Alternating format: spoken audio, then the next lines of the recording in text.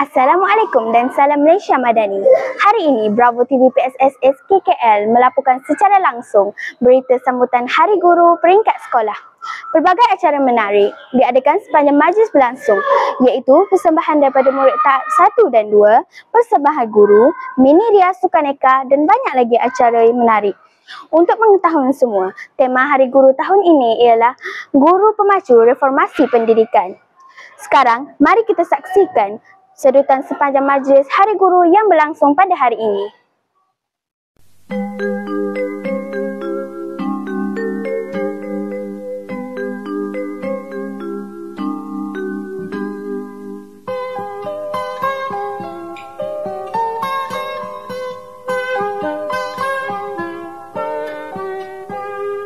Pagiku cerahku, matahari bersinar, ku gendong tas merahku di pundak.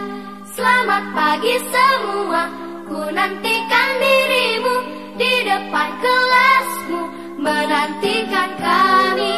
Guruku tersayang, guru tercinta, tanpamu apa jadinya aku?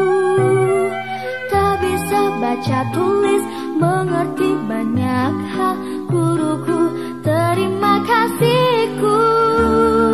Nyatanya diriku kadang buatmu marah, namun segala maaf kau berikan.